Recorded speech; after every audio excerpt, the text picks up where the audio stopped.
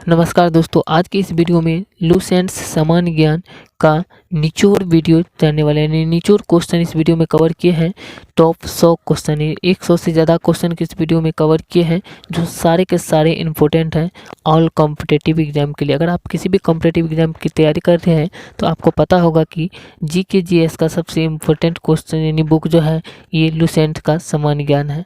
और इसी क्वेश्चन यानी इसी बुक से जो है सारे क्वेश्चन को इस वीडियो में कवर किया है। तो वीडियो को पूरा देखिए, सभी क्वेश्चन इंपॉर्टेंट है जो बार बार रिपीट होते हैं एग्जाम में, उसी क्वेश्चन को चुनकर इस वीडियो में कवर किए हैं। तो वीडियो को लास्ट तक देखिए, आप लोगों के लिए जो है ये वीडियो बहुत ही इंपॉर्टेंट होने वाला है। तो फर्स्ट क्वेश्चन पे लेके चलते हैं डायरेक्ट, आप लोग उसको देखिए।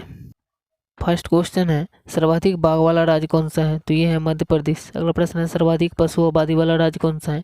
ये है उत्तर प्रदेश। अगला प्रश्न है, सर्वाधिक तेंदुआ की आबादी वाला राज्य कौन सा है? ये है मध्य प्रदेश। अगला प्रश्न है, सर्वाधिक हाथियों वाला राज्य कौन सा है? ये है कर्नाटक। अगला प्रश्न है, सर्वाधिक अभयारण्य वाला राज्य कौन सा है? ये है अंडमान निकोबार। अगला प्रश्न है, सर्वाधिक राष्ट्रीय उद्यान वाला राज्य कौन सा है? ये है मध्य प्रदेश। अगला प्रश्न है, सर्वाधिक जैव मंडल आरक्षित क्षेत्र वाला राज्य कौन सा है? यह है मध्य प्रदेश। अगला प्रश्न है, सर्वाधिक राष्ट्रीय पार्कों की संख्या वाले राज्य कौन सा है? यह है अंडमान निकोबार एवं मध्य प्रदेश। अगला प्रश्न है, भारत की सबसे बड़ी सार्वजनिक बैंक कौन सी है? यह है भारतीय स्टेट बैंक। अगला प्रश्न है, भारत की सबसे बड़ी निजी बैंक कौन सा है? तो यह है HDFC बैंक। अगला प्रश्न है आप लोगों के सामने, भारत में सार्वजनिक बैंकों की संख्या कितनी है? तो भारत में सार्वजनिक बैंकों की संख्या जो है यह है 12। अगला प्रश्न है, भारत में सार्वजनिक बैंकों की संख्या कितनी है?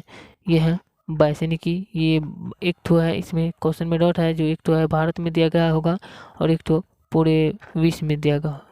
अगला प्रश्न है, भारत की महारत्न नवरत्न कंपनियां कितनी है? यह है 12।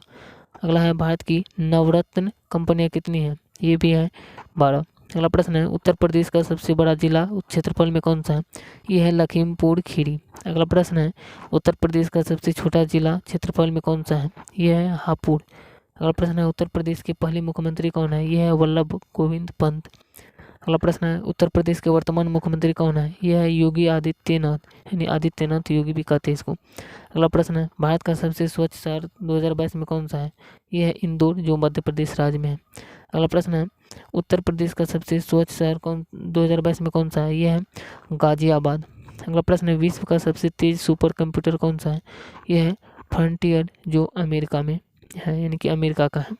अगला प्रश्न है, भारत का सबसे तेज सुपर कंप्यूटर कौन सा है? यह है परम सिद्धि।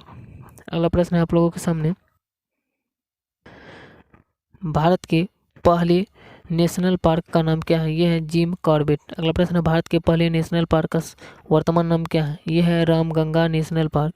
अगला प्रश्न है, भारत सभा की पहली बैठक कब हुई थी? यानी भारतीय संविधान सभा की पहली बैठक कब हुई थी, ये बताना है। ये हुई थी 9 दिसंबर 1946 को। अगला प्रश्न है, संविधान सभा की अंतिम बैठक कब हुई? ये हुई थी 24 जनवरी 1950 को। अगला प्रश्न है, वायुमंडल में सर्वाधिक पाई जाने वाली गैस कौन सी है? यह है नाइट्रोजन, जो 78% पाया जाता है। अगला प्रश्न है, पृथ्वी पर सर्वाधिक मात्रा में पाई जाने वाली गैस कौन सी है? यह है ऑक्सीजन। अगला प्रश्न है, ब्रह्मांड में सर्वाधिक पाई जाने वाली गैस कौन सी है? यह है हाइड्रोजन। अगला प्रश्न है, पृथ्वी की भूपर्पटी में सर्वाधिक पाई जाने वाली गैस है? यह है ऑक्सीजन।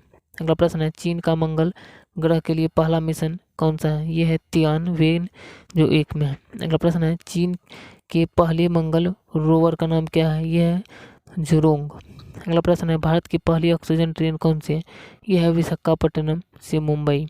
अगला प्रश्न है आप लोगों के सामने, देख सकते हैं कि विश्व का सबसे ऊंचा मौसम विज्ञान केंद्र कौन सा है? तो ये है माउंट एवरेस्ट, जो नेपाल में है। अगला प्रश्न है, माउंट एवरेस्ट की वर्तमान ऊंचाई कितनी है? यह है 8848.86 मीटर। अगला प्रश्न है, भारत का सबसे ऊंचा मौसम विज्ञान केंद्र कौन सा है? यह है लद्दाख का, जो 3500 मीटर है। अगला प्रश्न है, जजिया कर को पहली बार लगाया गया था, यानी जजिया कर को पहली बार कब लगाया गया था? ये लगाया था मोहम्मद बिन कासिम ने। अगला प्रश्न है, जजिया कर को अंतिम रूप से समाप्त किया गया, ये भी किया था मोहम्मद शाह रंगीला ने। अगला प्रश्न है, निर्णायक युद्ध कहा जाता है? तो निर्णायक युद्ध कहा जाता है प्लासी का युद्ध को, जो 1757 में हुआ था। अगला प्रश्न है, सर्वाधिक निर्णायक युद्ध कहा जाता है? ये कहा जाता है बक्सर का युद्ध को, जो 1764 ईस्वी में हुआ था। अगला प्रश्न है, चमड़े के सिक्के चलाए ये चलाए थे निजाम भिश्ती ने। अगला प्रश्न, शीशे के सिक्के चलाए, तो शीशे के सिक्के जो है ये चलाए थे सातवाहनों ने। अगला प्रश्न है, फतेहपुर सिकरी निर्माण डिजाइन किसने दिया था? ये दिया था बहाउद्दीन ने।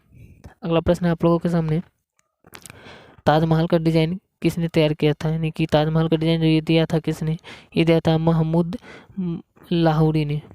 अगला प्रश्न है आप लोगों के सामने, देख सकते हैं। प्रश्न है, वर्तमान में विधानसभा वाले राज्य कितने हैं, यह है 31। अगला प्रश्न है, वर्तमान में विधान परिषद वाले राज्य कितने हैं, यह है 6। आंध्र प्रदेश सहित, ये आंध्र प्रदेश भी मिला करके। अगला प्रश्न है, विधानसभा सदस्यों की अधिकतम संख्या कितनी है, यह है 500। अगला है, विधान परिषद सदस्यों की संख्या अधिकतम कितनी है, यह है विधानसभा का 1/3 भाग। अगला प्रश्न है, विधान परिषद सदस्यों की न्यूनतम संख्या कितनी है, यह है 40। अगला है, विधानसभा के सदस्यों की न्यूनतम संख्या, यह है 60।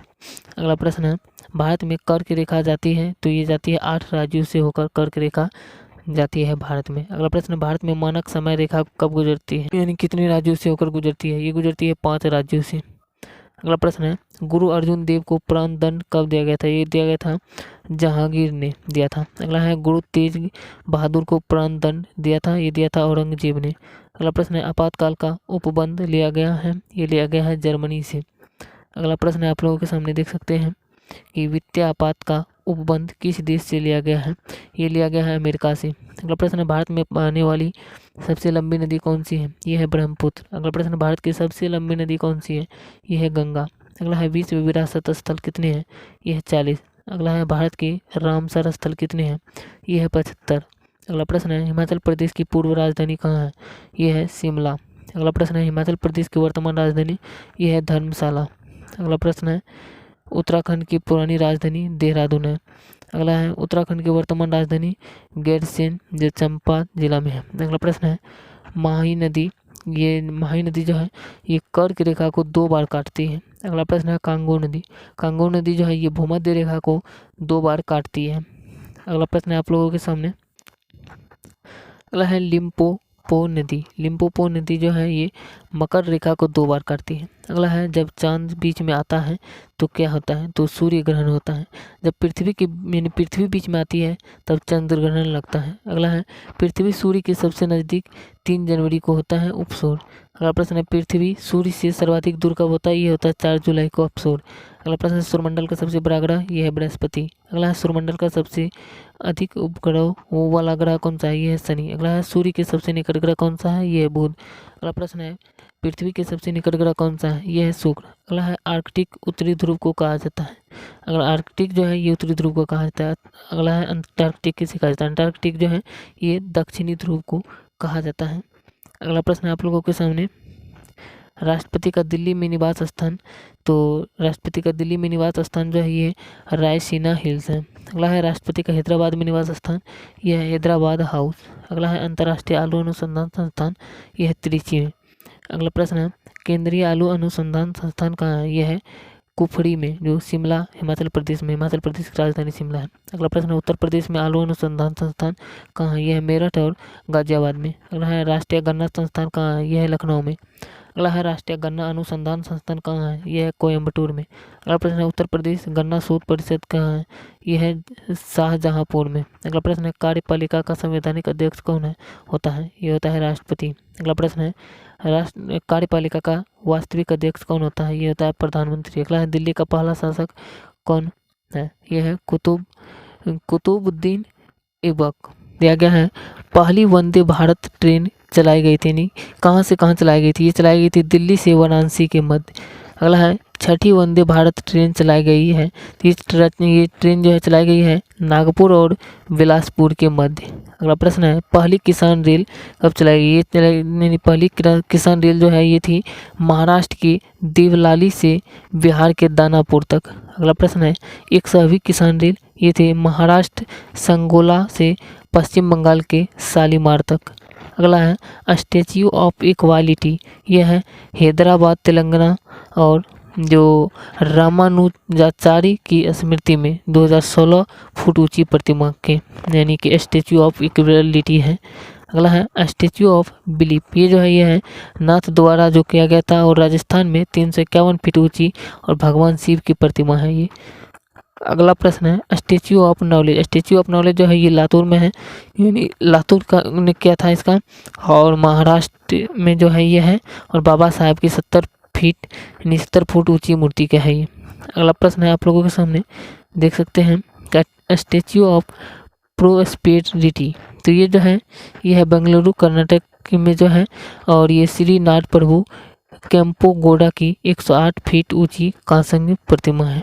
अगला प्रश्न है स्टैच्यू ऑफ पीस। तो ये जो है ये पाली में, नेपाली ने क्या था, और राजस्थान में श्री विजय वल्लभ सुरीश्वर की 151 इंच ऊंची अष्ट धातु की प्रतिमा है ये स्टैच्यू ऑफ पीस। अगला है statue of unity. Statue of unity का जो है ये क्या था, केवड़िया ने, जो गुजरात राज्य में है, और सरदार वल्लभ भाई पटेल की 182 मीटर ऊंची प्रतिमा विश्व में सबसे ऊंची प्रतिमा है ये है वहाँ पे। अगला है न्यूनतम समर्थन मूल्य घोषित किया जाता है, ये किया जाता है 22 फसलों का। अगला है न्यूनतम समर्थन मूल्य लागू किया जाता है, ये किया जाता है 24 फसलों का, यानी 24 फसलों पर। अगला प्रश्न है वर्ष 2023 से 24 के लिए गेहूं का न्यूनतम समर्थन मूल्य कितना है, ये है 2125 रुपया प्रति क्विंटल। अगला प्रश्न है वर्ष 2022 से 23 के लिए धान का न्यूनतम समर्थन मूल्य कितना है, ये है 2040 रुपया प्रति क्विंटल एक ग्रेड धान का, और 260 रुपया प्रति क्विंटल। तो इस वीडियो में इतना ही था। अगर वीडियो अच्छा लगा है तो वीडियो को लाइक शेयर कीजिए और चैनल को सब्सक्राइब भी कीजिए इस तरह के और भी नए नए करंट अफेयर्स 7 के जीएस का और लुसेंट का सामान्य ज्ञान से सभी वीडियो देखने के लिए। मिलते हैं नेक्स्ट वीडियो में। जय हिंद।